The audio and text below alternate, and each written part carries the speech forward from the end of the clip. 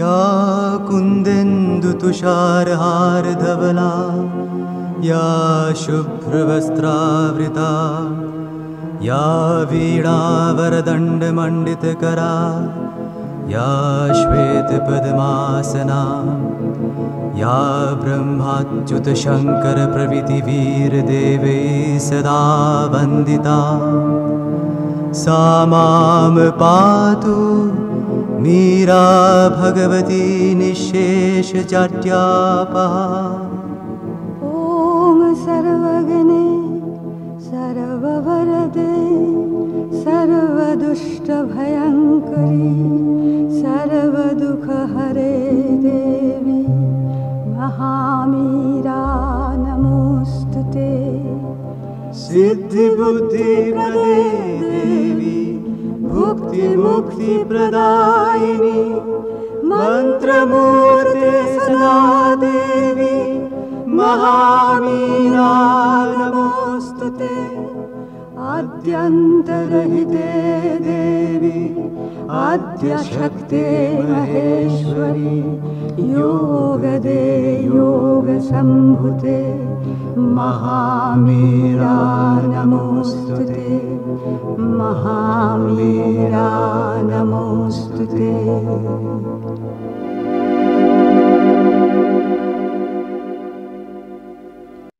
आमे आलोचना करवा चिरंतनी बहिर पृष्ठा 276 एक संपूर्ण समता।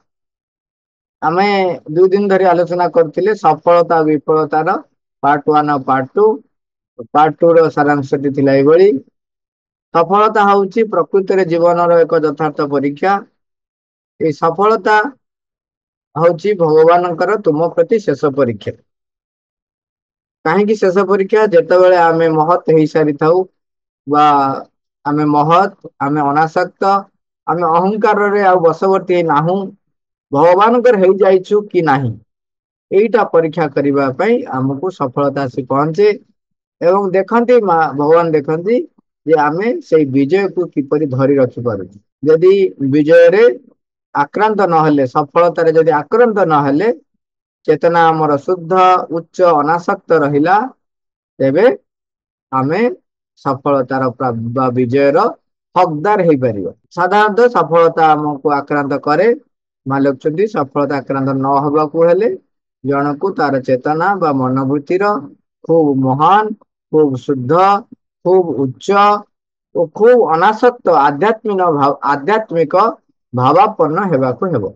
जेतेबेले तुमे असफल होउछ सेतेबेले निज भीतर को प्रवेश कर एवं सेठारे तुमे तुमरा बाह्य विफलता पाई सांत्वना खोजी थाओ। जो मानकर अंतर रे अग्निशिखा जळुछि यदि भगवान प्रकृति रे ताको सहाय्य करिया को चाहतांती एवं जदि से माने ईश्वरंकर सहाय्य पाइबा लागि योग्य होई थांती जदि से माने दिव्य पथ रे जीवा लागि प्रस्तुत थांती तेबे माड़ परे माड़ बसिबो। माड़ सहाय्य करे यह ही खूब शक्तिशाली खूब प्रत्यक्ष और खूब फलप्रद साहाय्य। सफल हुआ तेबे जदि आमे सफल हो तेबे सेतेबेले निजको जगी रखि चल देख मालिक तुम देख सेतेबेले केउ मूल्य देई कहा विनिमय रे तुमे एही सफलता को पाइछ। आज आमे पढ़िबा आग एक संपूर्ण समता इक्वालिटी। अनेक समय रे एपरि किछि घटे जहा आमे आशा करि न थाउ जहा आमे आकांक्षा करि न थाउ जहा आमे प्रत्याशा मध्य करि न थाउ जहा कि आम इच्छार विपरीत आमे हमर अज्ञान वशरु ताको कहू हमर दुर्भाग्य एवं सेति लागि आमे शोक करू। किंतु आमे जदि टिके अपेक्षाकृत विज्ञ होई पारंतु एवं सेही सबु तथाकथित दुर्घटना गुड़िकर पछपटे थिबा गभीरतर सत्य को बुझी पारंतु तेबे आमे जानंतु जे सेगुड़िक आमको परम प्रेमिक ईश्वरंक सन्निकट को द्रुत गति रे आगे नौछंती। जन को खूब शक्तिशाली हेबाकू पड़िबो खूब दृढ़ होई बहु बाट अग्रसर हेबाकू पड़िबो एवं तापरे जाई से सफलता को भेटिबो एवं सेतेबेले से सफलता और तही संगे मिलुथिबा छोट छोट आनंद उपभोग गुड़िकर भासी न जाई यथार्थ मनोभाव सह से गुड़िकर सम्मुखीन हो पारिबो। जो माने यह करि पारंती, जो माने शक्तिमान से माने केबे सफलता पछरे गोड़ांती नहीं, से माने यह खोजंती मध्य नहीं। सफलता आसिले अनासक्त भावे ताकू ग्रहण करंती, कारण दुख और दुर्विपाक सेमानकु जो पीड़ा देइथिला ताहार मूल्य सेमाने बुझंती। किंतु शेष कथा है आमे आम लक्ष्यर निकटवर्ती होउछु बोली तार चिन्ह प्रमाण और सेथिपई यथार्थ मनोभाव है निज भितरे एक संपूर्ण समतार भाव रखिबा। यही समता भाव सफलता को बा विफलता को, सौभाग्य और दुर्भाग्य को एवं सुख और दुख को समान भाव रे एक प्रशांत आनंदर सह ग्रहण करिबा पई हमको समर्थ करिथाए। कारण सेतेबेले यही सब सुख दुखादि होई उठे अपूर्व उपहार मान भली, जहाकू कि भगवान तांकर परम महिमा और कल्याण नहीं आम उपरे अजाड़ी देउछंती। आलोचना रे प्रथम पैराग्राफ रे मां कहउछंती प्रथम वाक्य, ये अनेक समय रे एपरि किछि घटे जहाँ आमे आशा करि न थाउ, जहाँ आमे आकांक्षा करि न थाउ, जहाँ आमे प्रत्याशा मध्य करि न थाउ, जहाँ कि आम इच्छार विपरीत आमे आमर अज्ञान अवसर ताकू कहू आमर दुर्भाग्य एवं सेति लागि आमे शोक करू। एठी प्रथमे कहउचंती आमे आशा करनु, इच्छा हैनी, कहीं कि ना आमे साधारणतः कौन इच्छा करू। आमे देखिबे सब लोक छोट छोट सुख, छोट छोट जो खुशी जो क्षणिक खुशी मिले तापर कुआडे मिले जाए। आमे जेतेबेले खाद्य खाया जाऊ, जेतेबेले खाद्य खाया जाऊ, खाद्यटी सुस्वादु बोली केते समय आम पाखे रहे। जदि देखिबे जीवर जो कहती कथार कहती चाखंडे जीव समग्र शरीर को चलाऊ, चाखेंडे जीव टेस्ट पुणी ता भितर माने पूरा आंगुली जी लंब से लंबर भी टेस्ट बढ़ ना सब जगह से टेस्ट से आम कौ खाଇବା खराब, खाद्य भल नुह, विरक्ति होउछि, झगड़ा झाटी लगुच, लोक मरामरी होउछन्ति, हଣା कटा होउछन्ति, खाद्य नष्ट करा होउछि इत्यादि इत्यादि केते केते कथा होउछि। माने जीभरे टेस्ट व्यतिरेक आउ टिके भीतर को गले टेस्ट जना पड़िबो। आपण लंका जीभरे माडिकी खाइले आपण राग लागिबो जना पड़िजिवो। आपण टिके लंका टाको कामुडी देकी जदी खाइतेबे भीतर को गिली देला भली तेबे आपण को राग कि जना पड़िबो, केना आपण टेस्ट बोर्ड संस्पर्श रे न आसिले ता आपण को राग बोली जना पड़िबो नाही, आपण आराम रे खाइ दउ पारि। तेबे चिंता करंतु एई एतिकी टेस्ट बोर्ड व्यतिरेक आउ किछि नाही, किंतु आमे खाद्य रे केते बारण, केते कथा, केते स्वादयुक्त हबो, केमिति स्वादयुक्त हबो से केते पेंच चालीस यूट्यूब देखा होउची, केते मसला किणा होउची, एटा दरकार एमती दरकार एया हबो से हबो केते भेराइटी। एबे तो सब बड़ बड़ स्टाटस हेगलानी बोली लोक माने तांकर जो जेतेबेले किछि संवर्धना सभा होउची मैं जो गुड़ा कहू सब भिन्न भिन्न जो लोक गैदरिंग होउची सेठी एते प्रकार आइटम होउची, केते मसला पड़िबो, केते प्रकार होउची जे कहल ना सब ताकू लोक नेबे टिके टिके खाइबे सब फोपाड़िबे, केते नष्ट से सब छाड़े। कथाटा होउची क्षणिक सुख, क्षणिक आनंद एवं प्रकृति जे सेटा हमको अग्रगति करूची कि नाही से विषय रे हमर किछि भी ज्ञान न थाए, आमे सेई गुडा को चाहूथाय। यदि आम इच्छा व्यतिरेक किछि भी घटिला आमे ताकू कहू मो भाग्य रे एमतिया दुर्भाग्य मोर, भगवान आ भगवान को मो दुख देखा जाउनी इत्यादि इत्यादि केते अपवाद निंदा भगवान को निज भाग्य को बहुत प्रकार दो। मां से कहउछन्ति आमे जति टिके अपेक्षाकृत विज्ञ होई पारंतु ଏବଂ ସେହି ସବୁ ତଥାକଥିତ ଦୁର୍ଘଟଣା ଗୁଡ଼ିକର ପଛପଟେ ଥିବା ଗଭୀରତର ସତ୍ୟକୁ ବୁଝିପାରନ୍ତୁ, ତେବେ ଆମେ ଜାଣନ୍ତୁ ଯେ ସେଗୁଡ଼ିକ ଆମକୁ ପରମ ପ୍ରେମିକ ଈଶ୍ୱରଙ୍କ ସନ୍ନିକଟକୁ ଦ୍ରୁତ ଗତିରେ ଆଗେଇ ନେଉଛନ୍ତି। ଏଇ ଅପେକ୍ଷାକୃତ ବିଜ୍ଞ ହେଇପାରନ୍ତୁ କାହିଁକି କହୁଛନ୍ତି? ତାମାନେ ଯୋଉ ଘଟଣାଟି ଘଟୁଛି ସେ ଘଟଣାର ପଶ୍ଚାତରେ ଥିବା ଯୋଉ ଆମର ଅଗ୍ରଗତିର କାରଣ ପଶ୍ଚାତରେ ଗୋଟେ ଅଛି, ସେଇଟାକୁ ଯଦି ଆମେ ବୁଝିପାରିବୁ, କେମିତି ବୁଝିବୁ? ଭିନ୍ନ ଭିନ୍ନ ପ୍ରକାରର। ଗୋଟେ ହଉଛି ଆମର ଯଦି ମାନସିକ ସାମର୍ଥ୍ୟ, ନିରୀକ୍ଷଣ କରିବାର ସାମର୍ଥ୍ୟ, ପର୍ଯ୍ୟବେକ୍ଷଣ କରିବାର ସାମର୍ଥ୍ୟ ଏବଂ ଦୃଷ୍ଟିକୋଣର ଏକ ବିଶ୍ୱ ବା ବିଶାଳ ଦୃଷ୍ଟିକୋଣ ଆମର ଥିବ, ତେବେ ସେ ଘଟଣାର ପଶ୍ଚାତରେ ଥିବା ମହତ୍ ଉଦ୍ଦେଶ୍ୟକୁ ଆମେ ଜାଣିବା ପାଇଁ ବା ବୁଝିବା ପାଇଁ ଆଟଲିଷ୍ଟ ଚେଷ୍ଟା କରିବା। ବୁଝିପାରୁ କି ନ ବୁଝିପାରୁ, ଯେତେବେଳେ ସେତିକି ଆମ ପାଖରେ ସାମର୍ଥ୍ୟ ନାହିଁ, ଆମେ ସେତକ ବୁଝିପାରୁନଥାଏ। କଥାରେ କହନ୍ତି, ଏକ୍ସାମ୍ପଲ ଯେତେବେଳେ ଦିଆଯାଏ, ଯେତେବେଳେ ଆମେ ଶିଶୁ ହେଇଥାଉ ସେତେବେଳେ କୋଉଟା ଖାଦ୍ୟ କୋଉଟା ଅଖାଦ୍ୟ ଆମେ ଜାଣିପାରୁନୁ। ତେଣୁ ଆମେ ସବୁ ଜିନିଷକୁ, ଯେହେତୁ ସେତେବେଳେ ଅଭ୍ୟାସ ହଉଛି ଯାହା ପାଇଲେ ପାଟିରେ ପୁରେଇବା, ତେଣୁ ଯାହା ପାଆନ୍ତି ଆମେ ଚତୁଃପାର୍ଶ୍ୱରେ ସେତେବେଳେ ତାକୁ ଆଣି ପାଟିରେ ପୁରାନ୍ତି। ସେଇଠି ଆମ ପାଖରେ ଯିଏ ବଡ ଲୋକ ଥାଆନ୍ତି, ବୟସ୍କ ଲୋକ ଥାଆନ୍ତି, ସିଏ କଣ କରନ୍ତି, ଆମେ ଧରି ଛୋଟ ଛୁଆଟା ଯେତେବେଳେ ଧରିକି କିଛି ନେଇକି ପାଟିରେ ପୁରେଇଲା, ସାଙ୍ଗେ ସାଙ୍ଗେ ତା ହାତଟାକୁ ଧରି ପକଉ, ତାକୁ ଫୋପାଡି ଦଉ, ସେ କାନ୍ଦୁ, ଯାହା କରୁ। ସେ କାନ୍ଦିକି ଗଡି ଗଲେ ମଧ୍ୟ ଖରାପ ଜିନିଷ ସେଠି କୋଉଟା ଯଦି ଗନ୍ଧିଆ ଜିନିଷକୁ ଧରି ଦେଇଛି ପାଟିରେ ପୁରେଇ ଦବୁ, ଆମେ କେବେ ଛାଡିଦବୁ କି? ଛାଡିଦବୁନି। କଳେ ବଳେ କୌଶଳେ ତା ହାତରୁ କାଢି ତାକୁ ଫୋପଡା ଯାଏ।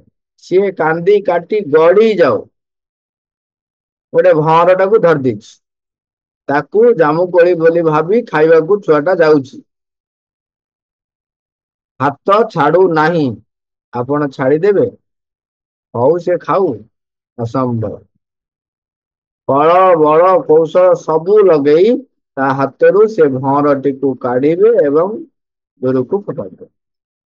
ଆମ ଜୀବନରେ ଆମ ଆଶା ବ୍ୟତିରେକ, ଆମର ଆକାଂକ୍ଷା ବ୍ୟତିରେକ, ଆମେ ଯାହା କଳ୍ପନା ବି କରିନଥିଲେ, ଯୋଉ ଘଟଣାଟି ଘଟିଛି, ସେ ଘଟଣାର ମହତ୍ ଉଦ୍ଦେଶ୍ୟ, ସେଇ ଘଟଣାଟି ଆମକୁ କଣ ଶିକ୍ଷା ପ୍ରଦାନ କରିବା ପାଇଁ ଆସିଥିଲା, ସେଇ ଘଟଣାଟି ଆମର କୋଉ ସାମର୍ଥ୍ୟକୁ ବୃଦ୍ଧି କରିବା ପାଇଁ ଆସିଥିଲା, ତାହେଲେ ଆମେ ବୁଝିପାରିବୁ ଯଦି ସେଇ ଉଚ୍ଚତର ଚେତନାରେ ରହିଥିବା। ଯଦି ସେଇଥିପାଇଁ ମାନଙ୍କୁ ଅଧିକ ଟିକେ ବିଜ୍ଞ ହୁଅନ୍ତୁ, ଅପେକ୍ଷାକୃତ ଟିକେ ବିଜ୍ଞ, ତାହେଲେ ତଥାକଥିତ ଦୁର୍ଘଟଣା ଗୁଡିକର ପଛପଟେ ଥିବା ଗଭୀରତର ସତ୍ୟକୁ ବୁଝିପାରନ୍ତୁ। ଆମେ ଦିବ୍ୟ ସମାଚାରରେ ପଢିଲା ବେଳେ ପଢୁଥିଲେ, ଜର ହେଇଛି, ଗାଲକୁ ଗୋଟା ଚଟକଣି ଭଲ କି ଦେଲେ ନା, ସିଏ ମନେ ମନେ ସେ ସମୟରେ ଯୋଉ ରାଗିକି ଗଲେ, କି ମା ଦେହ ଖରାପ, କେତେ କଷ୍ଟରେ ମୁଁ ଆସିଥିଲି ତାଙ୍କ ଦର୍ଶନ ପାଇଁ, ମତେ ସେ ଜର ହେଇଛି ବୋଲି ମତେ ଆଉଁସି ଦେଇ କୋଳେଇ କେତେ କଥା କରିବା କଥା, କିନ୍ତୁ ସେ ମତେ ଚାପୁଡା ମାରିଲେ, ପୁଣି ଗୋଟେ ଶକ୍ତ ଚାପୁଡାଟେ। କାନ୍ଦି କାନ୍ଦି କାନ୍ଦି କାନ୍ଦି ଘରକୁ ଆସି ପହଞ୍ଚିଲେ। ଛୋକ କହୁଛି, କିନ୍ତୁ ତା କିଛି ସମୟ ପରେ ଦେଖିଲା ବେଳକୁ ତାଙ୍କ ଦେହରେ ଜରର ଆଉ ଚିହ୍ନ ବର୍ଣ୍ଣ ନାହିଁ। ଜର ଆଉ ଔଷଧ ଖାଇବାକୁ ପଡିଲାନି, ଜର ଆସିଲା ନାହିଁ। ସିଏ ଖୁସିରେ କଣ କେମିତି କୃତଜ୍ଞ ହେବେ ମାଙ୍କ ପାଖରେ ଦୌଡିକି ଆସୁଛନ୍ତି, ମା ମୁଁ କେତେ ଭୁଲ ବୁଝିଥିଲି, ତମେ ଚାପୁଡା ଟିକେ ମତେ ମାରିନଥିଲ, ସେ ଜରକୁ ମାରିଥିଲ, ତେଣୁ ଜର ଛାଡିକି ପଳେଇଲା। ଏଇ କଥାଟା ସବୁବେଳେ ବୁଝି ହୁଏ ନାହିଁ, ବେଳେ ବେଳେ ବି ବୁଝି ହୁଏନି, କଦବା କ୍ୱଚିତ ଯଦି ଆମେ ତାର ପଶ୍ଚାତ ଦୃଷ୍ଟିକୋଣକୁ ଦେଖିବାକୁ ଯାଉ, ହୁଏତ କିଛି ଆଭାସ ଆମେ ପାଇପାରୁ, ନହେଲେ ଆମେ ସେଇଥିପାଇଁ ମାଲୁଛୁ ଟିକେ ବିଜ୍ଞ ହୁଅ, ବିଜ୍ଞ ହେଇକିରି ଦୁର୍ଘଟଣା ଯୋଉଟା ଘଟିଛି ତାର ପଶ୍ଚାତର ସତ୍ୟକୁ ବୁଝିପାରିବାକୁ ଚେଷ୍ଟା କର। ଆମେ କେହି ଚେଷ୍ଟା କରିନୁ, ଆମେ ଜାଣୁ, ବୁଝୁ, ସବୁ କରୁ, କିନ୍ତୁ ଯେତେବେଳେ ଆମ ଜୀବନରେ କିଛି ଘଟଣା ଘଟେ ସେତେବେଳେ ମୁଁ ଭଗବାନଙ୍କୁ ଦୋଷ ଦିଏ, ମାଙ୍କୁ ଦୋଷ ଦିଏ, ଭଗବାନଙ୍କୁ ଦୋଷ ଦିଏ, ମାଙ୍କୁ ଦୋଷ ଦିଏ। ତମ ପାଖରେ ଏତେ ଦିନ ଧରି ମୁଁ ଡାକିଲି ପଢିଲି କଲି ସମୟ କରି ମୋର କିଛି ହୁଏ। କହୁଛନ୍ତି ସେଥିପାଇଁ ତମେ ତେବେ ଆମେ ଜାଣନ୍ତୁ ଯେ ସେଗୁଡିକ ଆମକୁ ପରମ ପ୍ରେମିକ ଈଶ୍ୱରଙ୍କ ସନ୍ନିକଟରୁ ଦ୍ରୁତ ଗତିରେ ଆଗେଇ ନଉଛି। ଯଦି ଆମେ ବିଜ୍ଞ ହେଇକିରି ସେଇ ଘଟଣାଟିର ପଶ୍ଚାତକୁ ଯିବା ପାଇଁ ପ୍ରୟାସ କରିକି ଜାଣିପାରୁ ବା ଯାଇପାରୁ ତେବେ ଆମେ ସେତେବେଳେ ଜାଣିପାରିବା। ମା କହୁଛନ୍ତି ଜଣକୁ ଖୁବ ଶକ୍ତିଶାଳୀ ହେବାକୁ ପଡିବ, ଖୁବ ଦୃଢ ହୋଇ ବହୁ ବାଟ ଅଗ୍ରସର ହେବାକୁ ପଡିବ ଏବଂ ତାପରେ ଯାଇ ସେ ସଫଳତାକୁ ଭେଟିବ। ବହୁ ଶକ୍ତିଶାଳୀ କାହିଁକି ହବ? ବହୁ ଦୃଢ ବାଟ ଅତିକ୍ରମ ହବ, ବହୁତ ବାଟ ମାନେ ଖୁବ ଦୃଢ ହୋଇକି ବହୁ ବାଟକୁ ଅଗ୍ରସର ହେବାକୁ ପଡିବ। କାହିଁକି? ଜୀବନର ପ୍ରତ୍ୟେକ ପଦକ୍ଷେପ ହଉଛି ତୁମକୁ କେମିତି ତୁମ ପଥରୁ ବିଚ୍ୟୁତ କରିବ ସେଥିପାଇଁ ଅନେକ ସଜେସନ ସବୁବେଳେ ଏବଂ ଅନେକ ପ୍ରକାରର ଆଟାକ ଆମ ଉପରେ ହୁଏ। ତେଣୁ ସେ ସମୟରେ ଆମକୁ ଆମର ଯେତିକି ଶକ୍ତି ଅଛି ଆମେ ଆହୁରି ଅଧିକ ଶକ୍ତିଶାଳୀ ହେବାକୁ ପଡିବ ଏବଂ ମାଙ୍କୁ ଆହ୍ୱାନ କରିବା ଯେପରି ଏଇ ବାଟ ଯୋଉ କେତେ ଲମ୍ବିଛି ମୁଁ ଜାଣିନି କିନ୍ତୁ ଅଗ୍ରସର ହବା ପାଇଁ ତମେ ମୋ ପାଖରେ ରୁହ, ମତେ ପ୍ରସ୍ତୁତ କର। କହୁଛନ୍ତି ସେତେବେଳେ ଯେତେବେଳେ ମାନେ ଅଗ୍ରସର ହେବାକୁ ପଡିବ ତାପରେ ଯାଇ ତମେ ସଫଳତାକୁ ଭେଟିବ। ସଫଳତାକୁ ଭେଟିଲା ପରେ ସେ ସେଇ ସଫଳତା ଓ ତହିଁ ସଙ୍ଗରେ ମିଳୁଥିବା ଛୋଟ ଛୋଟ ଆନନ୍ଦ ଉପଭୋଗ ଗୁଡିକରେ ଭାସି ନ ଯାଇ ଯଥାର୍ଥ ମନୋଭାବ ସହ ସେଗୁଡିକର ସମ୍ମୁଖୀନ ହୋଇପାରିବ। କେତେବେଳେ? ତମେ ଯେତେ ଟିକେ ବିଜ୍ଞ ହବ, ଟିକେ ଶକ୍ତିଶାଳୀ ହବ ଏବଂ ତୁମ ଭିତରେ ଏକ ଭାବ ରହିବ ଯେ ମତେ ବହୁତ ବାଟ ଅଗ୍ରସର ହେବାକୁ ଅଛି। ସେତେବେଳେ ଦେଖିବେ ସଫଳତାର ଯେତେବେଳେ ଆସେ ସେ ଯୋଉ ପ୍ରକାର ଉନ୍ମାଦନା ଆଣେ, ଯୋଉ ମନୋଭାବ ଆଣେ, ଯୋଉ ଉପଭୋଗ ଆଣିଦିଏ ସେଥିରେ ଆଉ ସେ ଭାସି ନ ଯାଇକିରି ଯଥାର୍ଥ ମନୋଭାବ ସହ ସେଗୁଡିକ ସମ୍ମୁଖୀନ ହେବେ। ସେତେବେଳେ ଯୋଉ ଭାବଟା ତାକୁ କୁହାଯାଏ ସମତାର ଭାବ। ତାମାନେ କୌଣସି ଜିନିଷ ତାକୁ ବିଚଳିତ କରିବ ନାହିଁ। ମା କେତେ ପ୍ରାଞ୍ଜଳ ଭାବରେ ଛୋଟ ଛୋଟ କଥା କହିଚାଲିଛନ୍ତି। ତାପରେ ପୁଣି କହୁଛନ୍ତି ଯୋଉମାନେ ଏଇ ପ୍ରକାର କାମ କରିପାରନ୍ତି, କୋଉ ପ୍ରକାର? ଏଠି କହିଲେ ତମେ ବିଜ୍ଞ ହେଇକିରି ବୁଝିବାକୁ ସତ୍ୟକୁ ବୁଝିପାରିବ ଏବଂ ତମ ଭିତରେ ଗୋଟେ ବୁଝି ପାରିଲେଣି କଣ ନା ଏଇ ଯୋଉ ଯେତେ ଦୁର୍ଘଟଣା ହଉଛି ସେ ପରମ ପ୍ରେମିକଙ୍କ ପାଖକୁ ବା ଭଗବାନଙ୍କ ପାଖକୁ ମତେ ନିକଟରୁ ନିକଟତର କରେଇ ଦଉଛି। ସେଇଥିପାଇଁ କୁନ୍ତି କହିଥିଲେ ଯେ ମତେ ଜୀବନରେ ଦୁଃଖ ଦିଅ। କାହିଁକିନା ଦୁଃଖ ଦେଲେ ମୁଁ ଭଗବାନଙ୍କୁ ଭୁଲି ପାରିବି ନାହିଁ। ତେଣୁ ସଫଳତା ହଉ ବିଫଳତା ହଉ ଛୋଟ ଛୋଟ ଆନନ୍ଦ ସଫଳତା ସହିତ ଯୋଉଗୁଡାକ ବି ଆସେ ସେଥିରେ ଜଣେ ଭାସିଯିବ ନାହିଁ। ତେଣୁ ଯୋଉମାନେ ଏହା କରିପାରନ୍ତି, ଯୋଉମାନେ ଶକ୍ତିମାନ ସେମାନେ କେବେ ସଫଳତା ପଛରେ ଦୋଗଉଥାନ୍ତି। ଇଏ ଆଉ ଗୋଟେ ବଡ କଥା କହ ଯେ ଯୋଉମାନେ ପାରିବା ପଣି ସେମାନେ କେବେ ଏମିତି ସଫଳତା ପଛରେ ଗୋଡାନ୍ତିନି। ସେମାନେ ଏହା ଖୋଜନ୍ତି ମଧ୍ୟ ନାହିଁ। ଏଇ ଯୋଉ ମାନେ ସଫଳତା ସେମାନେ ହଉଛନ୍ତି ଶକ୍ତିମାନ ଆଉ ସେମାନେ କେବେ ସଫଳତା ପଛରେ ଗୋଡାନ୍ତି ନାହିଁ। ଦେଖିବେ ଯୋଉମାନେ ସେଇଥିପାଇଁ କହନ୍ତି ନମରନ୍ତି ଫଳିନ ବୃକ୍ଷା ଯୋଉମାନଙ୍କ ପାଖରେ କିନ୍ତୁ ଜ୍ଞାନ ଅନ୍ୟାନ୍ୟ ଜିନିଷ ଯେତେବେଳେ ଅଧିକ ରୁ ଅଧିକ ଧୀରେ ଧୀରେ ସିଏ ଅଧିକାରୀ ହୁଅନ୍ତି ସେତେବେଳେ ସେମାନେ ସବୁ ରହସ୍ୟକୁ ଧୀରେ ଧୀରେ ବୁଝିପାରନ୍ତି। ପ୍ରକୃତିର ରହସ୍ୟକୁ ବୁଝିପାରନ୍ତି। ତେଣୁ ସେମାନେ ଏଇ ସଫଳତା ପାଇବା ପାଇଁ ଏମିତି ବ୍ୟାକୁଳ ହୁଅନ୍ତିନି। ସେମାନେ ଏହା ଖୋଜନ୍ତି ମଧ୍ୟ ନାହିଁ। ସଫଳତା ଆସିଲେ ଅନାସକ୍ତ ଭାବେ ତାକୁ ଗ୍ରହଣ କରନ୍ତି। ତେଣୁ ତାଙ୍କ ପାଇଁ ଏଇ ସଫଳତା ଆସକ୍ତି ଆଣେ ନାହିଁ। ସେମାନେ ସେଥିପାଇଁ ବ୍ୟସ୍ତ ହୁଅନ୍ତି ନାହିଁ ଅନାସକ୍ତ ଭାବେ ଗ୍ରହଣ କରନ୍ତି। କାରଣ ଦୁଃଖ ଓ ଦୁର୍ବିପାକ ସେମାନଙ୍କୁ ଯୋଉ ପୀଡା ଦେଇଥିଲା ତାହାର ମୂଲ୍ୟ ସେମାନେ ବୁଝନ୍ତି। ଦେଖ ଯେତେବେଳେ ଦୁର୍ଯ୍ୟୋଧନ ହାତରେ ଯୁବରାଜ ଥିବା ସମୟରେ ଯେତେବେଳେ ଯୁଧିଷ୍ଠିର ଆସି ପହଞ୍ଚୁଛନ୍ତି, ସେତେବେଳେ ସମଗ୍ର ପ୍ରଜାବାସୀ, ରାଜ୍ୟର ସମସ୍ତ ବାସୀ, ସମଗ୍ର ପ୍ରଜା ମାନେ ଚାହୁଁଛନ୍ତି ଯୁଧିଷ୍ଠିର ଯୁବରାଜ ଘୋଷିତ ହୁଅନ୍ତୁ, ଯୁଧିଷ୍ଠିର ରାଜା ହୋଇଯାଆନ୍ତୁ। କିନ୍ତୁ ଧୃତରାଷ୍ଟ୍ର ତ ଯାହା କରିଲେ, ଚାହୁଁନଥିଲେ। ତାପରେ ଲୋକଙ୍କର ଡିମାଣ୍ଡକୁ ଆଉ ଅଣଦେଖା ନ କରିପାରି ସେତେବେଳେ ତାଙ୍କୁ ସେ ଯୁବରାଜ ଘୋଷଣା କରାଯାଇଛି। ସେତେବେଳେ ଦୁର୍ଯ୍ୟୋଧନକୁ କୋଷାଗାରର ଦାୟିତ୍ୱ ଦେଇଛନ୍ତି କିଏ? ସେ ଯୁଧିଷ୍ଠିର। କିନ୍ତୁ ସେ ଯୁଧିଷ୍ଠିର କୋଷାଗାରକୁ ସବୁ ସବୁ ନିଜର ଅହଙ୍କାର ଯୋଉଠି ସାବ୍ୟସ୍ତ ହବ, ସେଇଠି ସେଇଠି ସବୁ ଖର୍ଚ୍ଚ କରି ଦେଇ ଦାନ ଧର୍ମ କରି ସବୁ ରାଜକୋଷକୁ ଖାଲି କରିଦେଇଛି। ହାତକୁ ଆସିଛି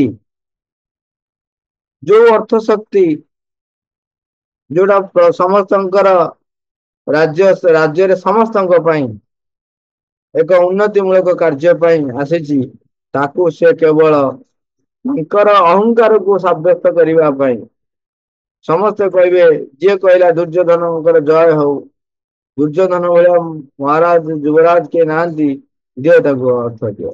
ଏଇଭଳି ଭାବରେ କାହାର କଷ୍ଟ ପାଇଁ ଅଛି, ଦୁଃଖ ଯନ୍ତ୍ରଣା ଯିଏ ରହିଛି ତାଙ୍କୁ ବି ଦେଇଛନ୍ତି। ଭଲ ଖାଲି ନିଜ ପାଇଁ ଖର୍ଚ୍ଚ କରିଛନ୍ତି ନୁହଁ, ଯୋଉମାନେ ଦୁଃଖରେ ଅଛନ୍ତି, ଦୁର୍ବିପାକରେ ଅଛନ୍ତି, ତାଙ୍କୁ ସାହାଯ୍ୟ କରିଛନ୍ତି।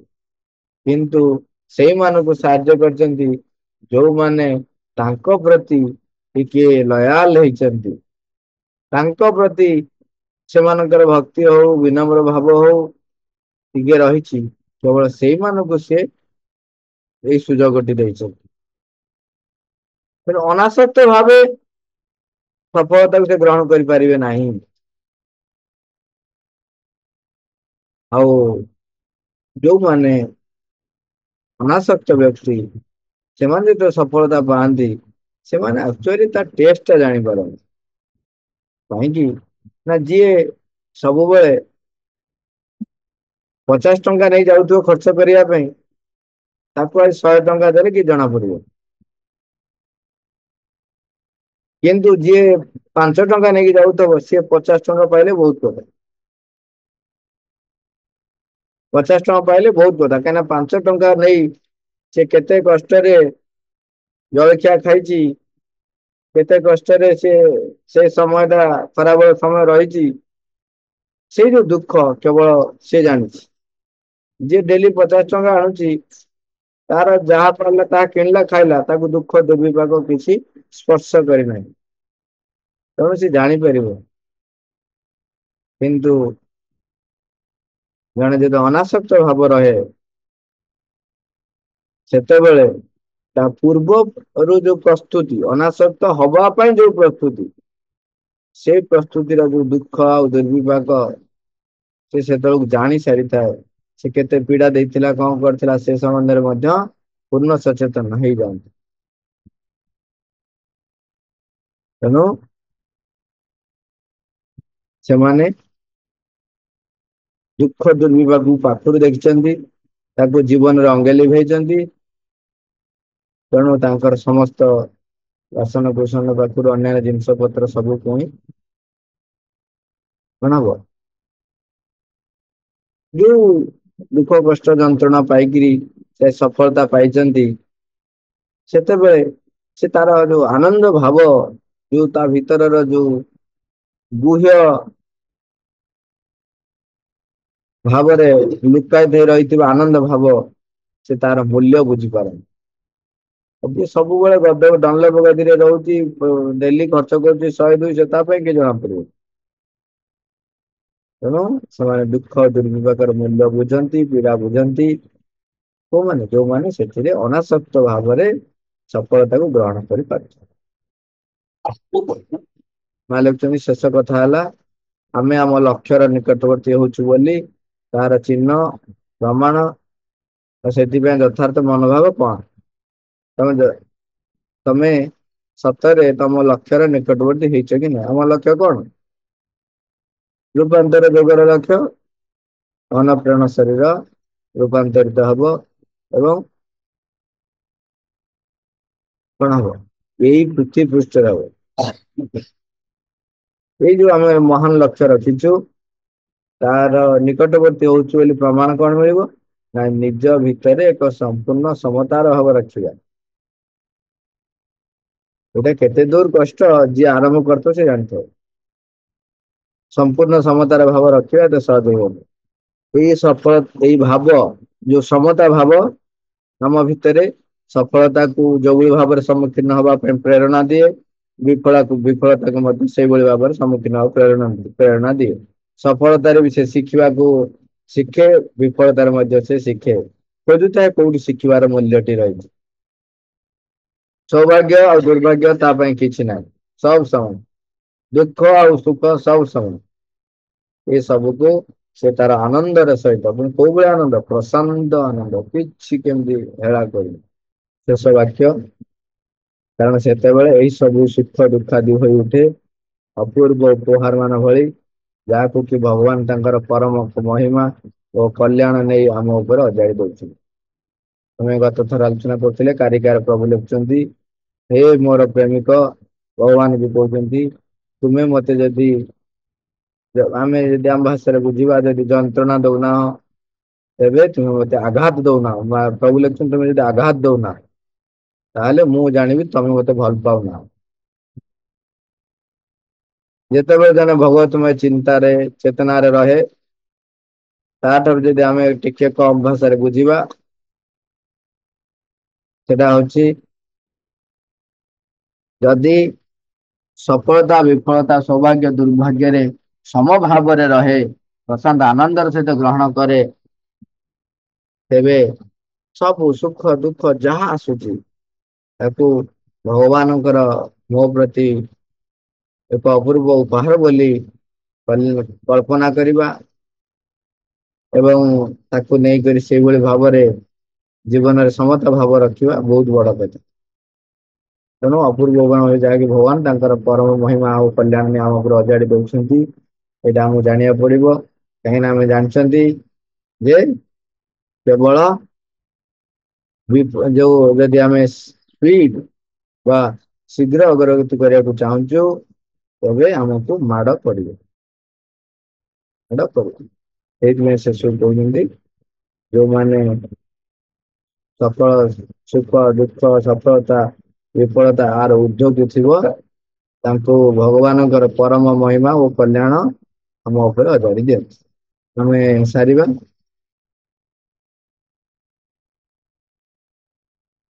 ମାଙ୍କୁ ଆହ୍ୱାନ କରିକି ସାରିବା। ମା, thank you all, Robert.